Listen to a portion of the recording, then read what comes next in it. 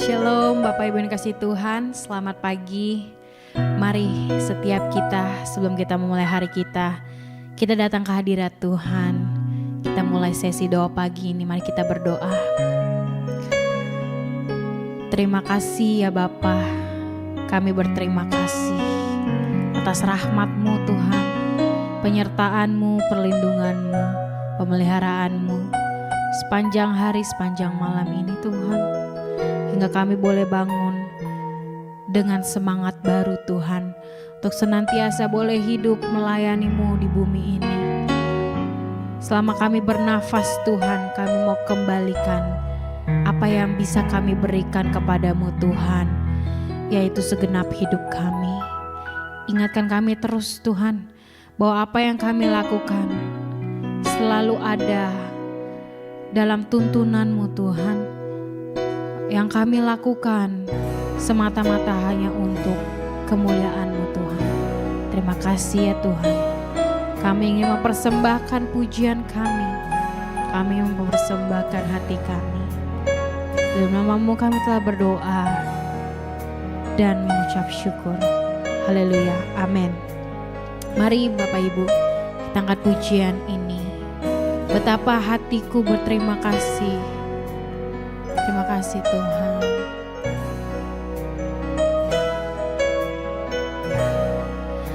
Betapa hatiku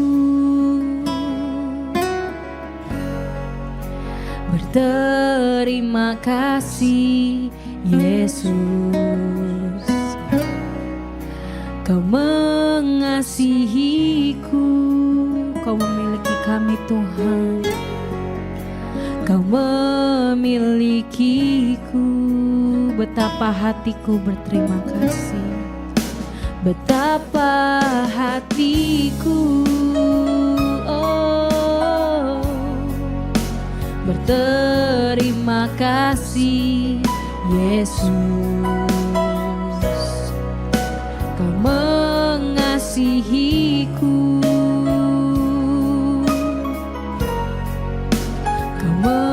memilikiku.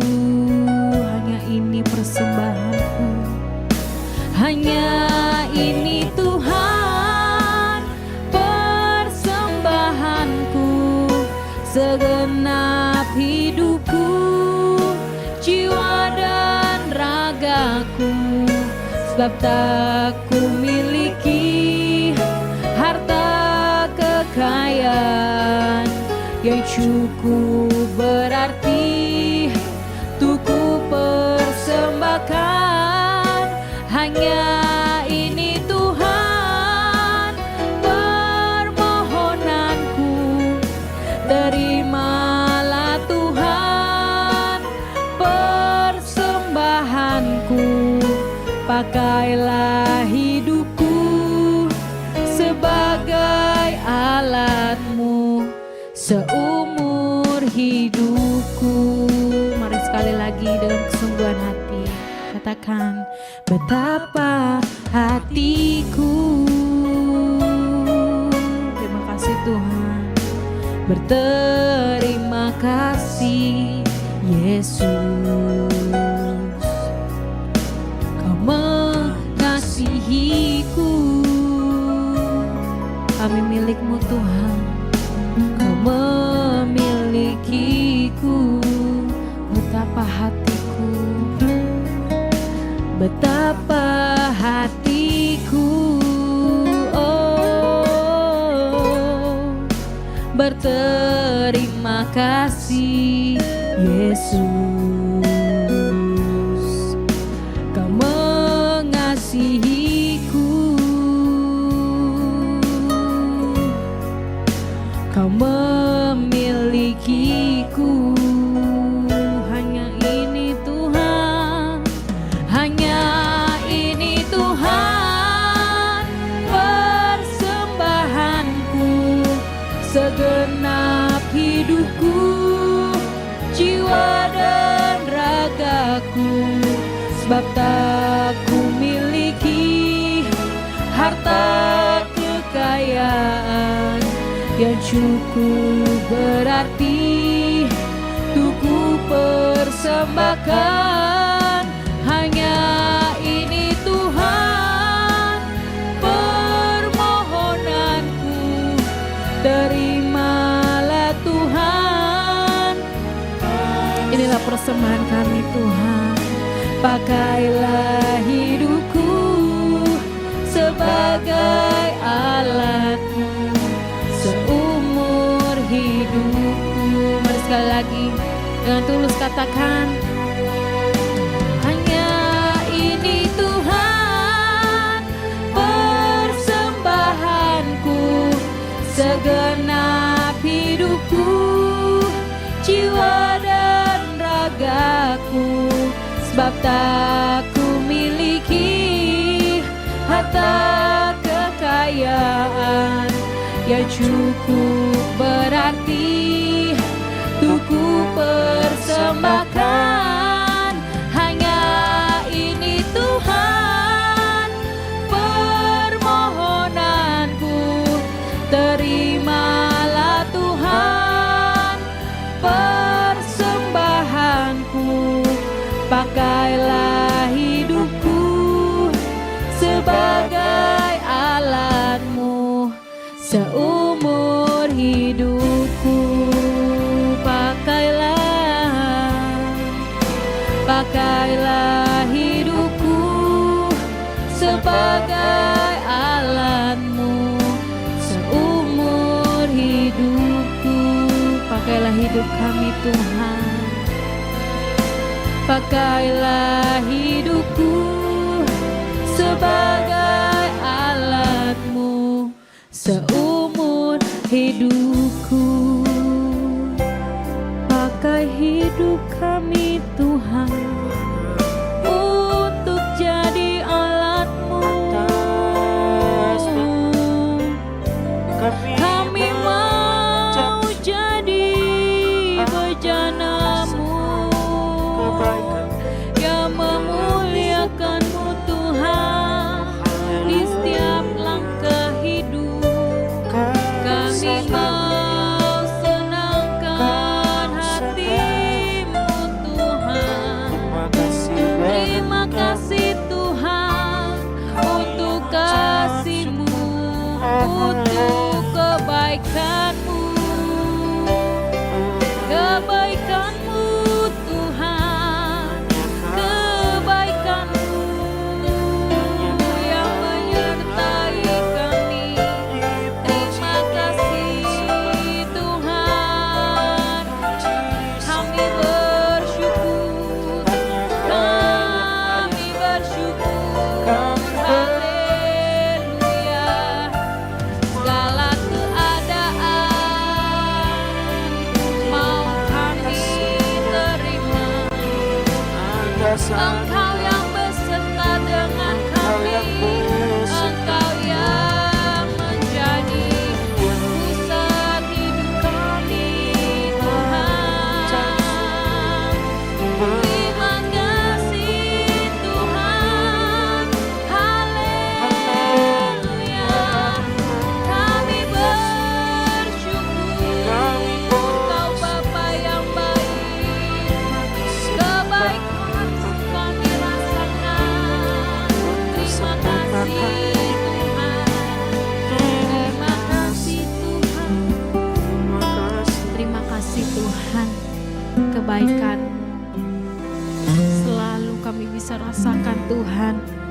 Bahkan di saat terendah pun Kau tetap baik bagi kami Tuhan.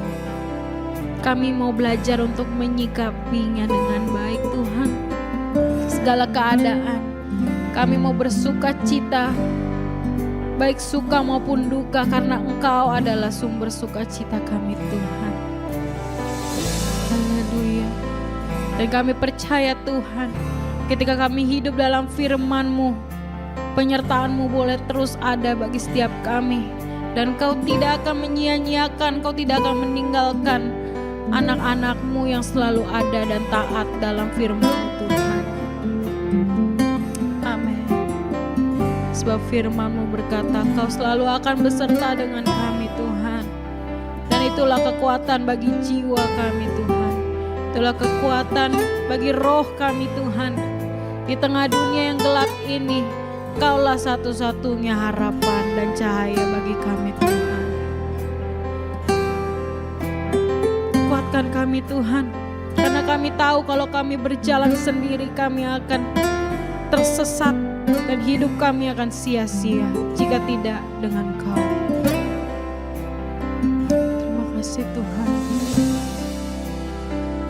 Kami angkat pujian ini sebab Kaulah firman. Firman-Mu berkata Kau besertaku, maka kuat roh dan jiwaku. Tangan-Mu yang menyertai, tangan-Mu Tuhan selalu ku nantikan. Di setiap langkahku percaya firman-Mu. Firman-Mu berkata Kau besertaku, maka kuat roh dan jiwaku. Tangan-Mu Tuhan, tangan-Mu Tuhan selalu ku nantikan. Di setiap langkahku percaya, dengan sayap-Mu ku akan terbang tinggi. Di tengah badai hidup ku tak menyerah. Kau kekuatan, Kau perlindungan kami Tuhan. Amin. Bagiku pertolongan-Mu di tempat maha tinggi. Ku mengangkat tanganku, aku berserah. Kau ku nantikan, Kau yang ku sembah. Yesusku, Kau Rajaku, Rajaku. Mari sekali lagi katakan firman-Mu. Firman-Mu berkata Kau besertaku. Amin. Maka kuat roh dan jiwaku. Tangan-Mu Tuhan selalu ku nantikan. Di setiap langkahku percaya, dengan sayap-Mu ku akan terbang tinggi. Di tengah badai hidup ku tak menyerah. Kau kekuatan dan perlindungan bagiku.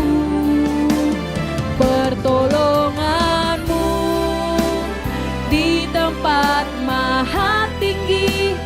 Ku mengangkat tanganku, aku berserah. Kau ku nantikan, Kau yang ku sembah. Yesusku, Rajaku. Mari sekali lagi dengan tulus katakan, dengan sayap-Mu, dengan sayap-Mu ku akan terbang tinggi. Di tengah badai hidup ku tak menyerah. Kau kekuatan dan perlindungan bagiku. Pertolongan-Mu di tempat maha tinggi. Ku mengangkat tanganku,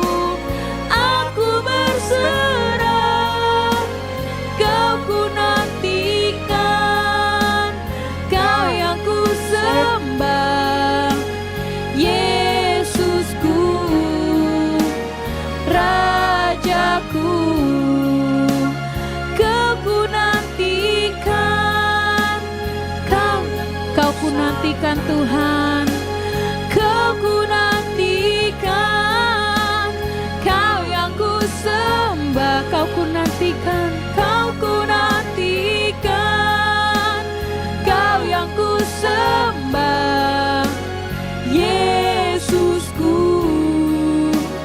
Rajaku. Amin.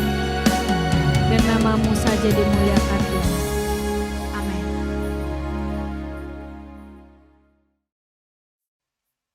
Selamat pagi, Bapak Ibu Saudara sekalian. Shalom untuk kita semua. Pagi hari ini kita akan merenungkan kebenaran bersama-sama, khususnya pesan di pagi hari ini bahwa Allah sangat mengasihi kita. Buktinya mana? Manusia hari ini seringkali menanyakan bukti, saudara. Ya. Dan itu sebenarnya wajar saja. Sebab manusia yang tidak kritis mudah dibohongi. Jadi tidak salah menjadi kritis. Mari kita tundukkan kepala lebih dahulu. Bapa di surga, terima kasih untuk setiap kesempatan, setiap hari, setiap pagi, penyertaan Tuhan ada pada kami. Terima kasih untuk setiap pesan-pesan yang kami terima setiap hari. Dan kami percaya pesan-pesan Tuhan akan membuat jiwa dan roh kami semakin dewasa, semakin seperti yang Tuhan kehendaki.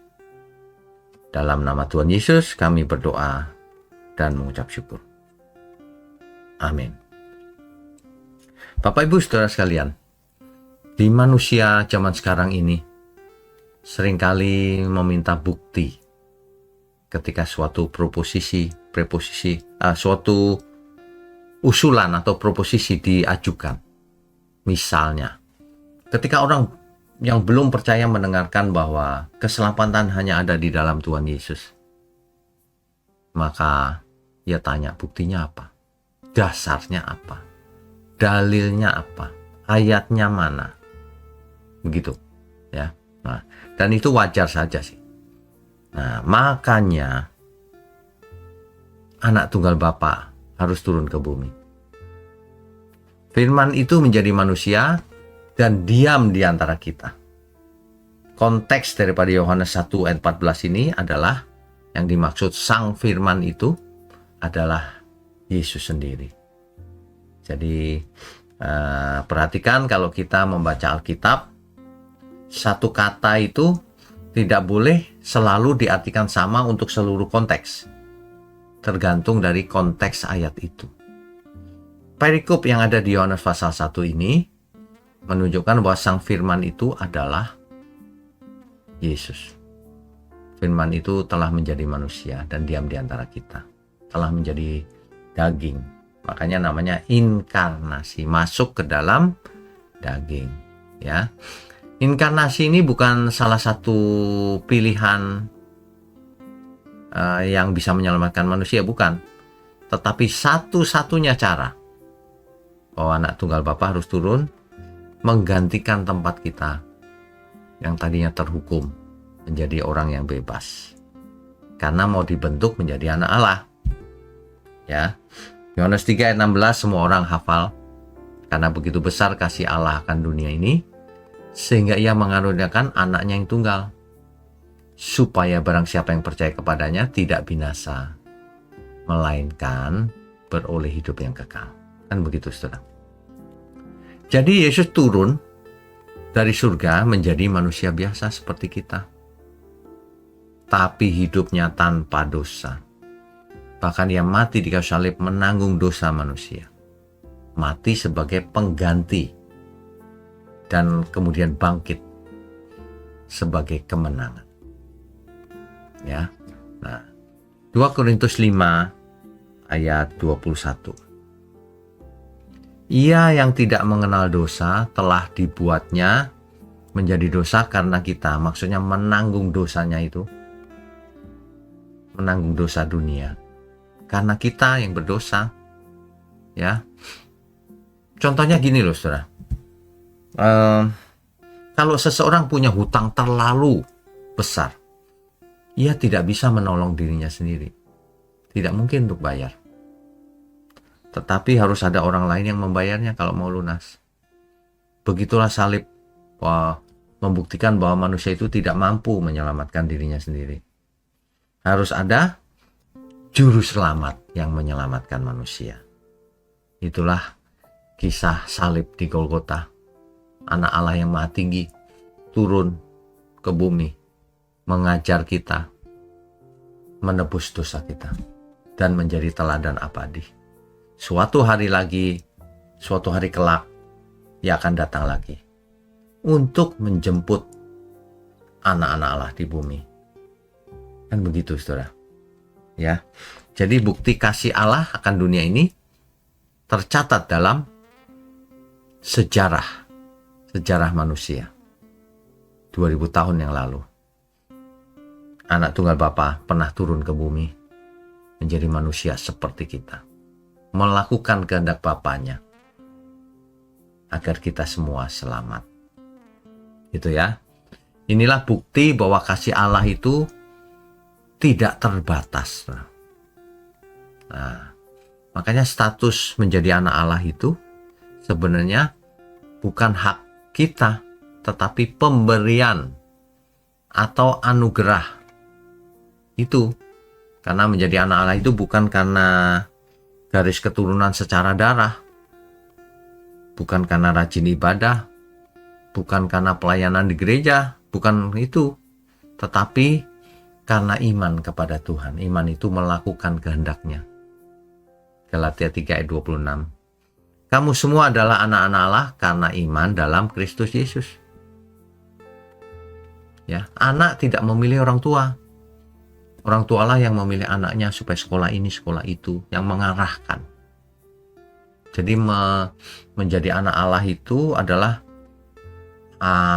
anugerah bahwa kita semua diadopsi menjadi anak Allah. Ya, tapi menjadi anak Allah ini mengandung konsekuensi.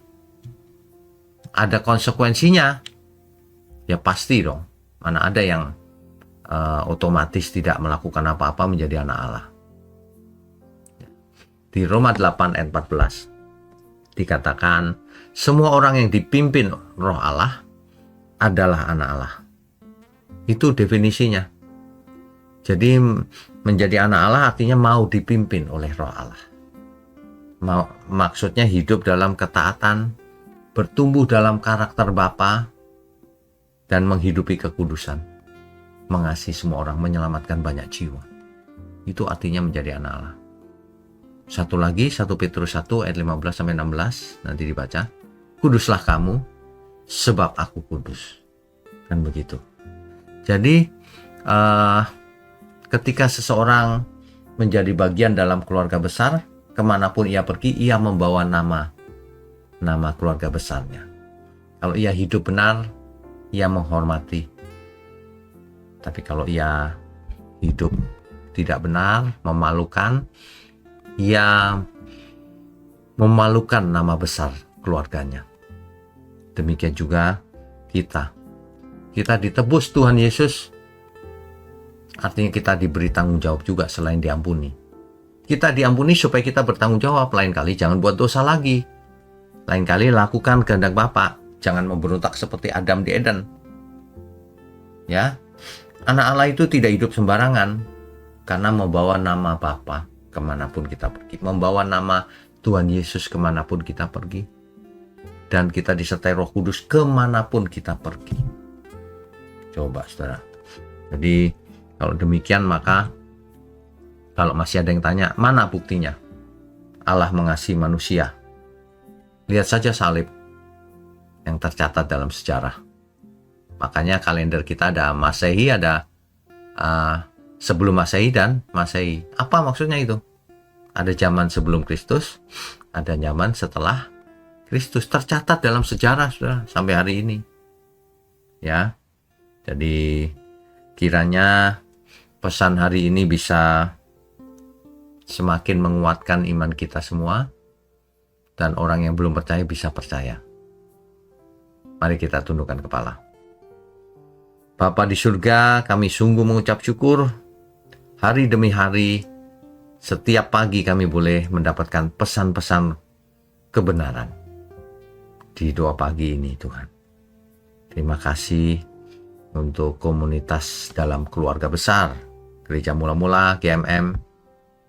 Kami juga mengucap syukur untuk para pelayan Tuhan yang melayani dengan benar, dengan tulus. Kau berkati keluarganya juga mereka. Juga tangan-tangan yang mendukung pekerjaanmu ini Tuhan.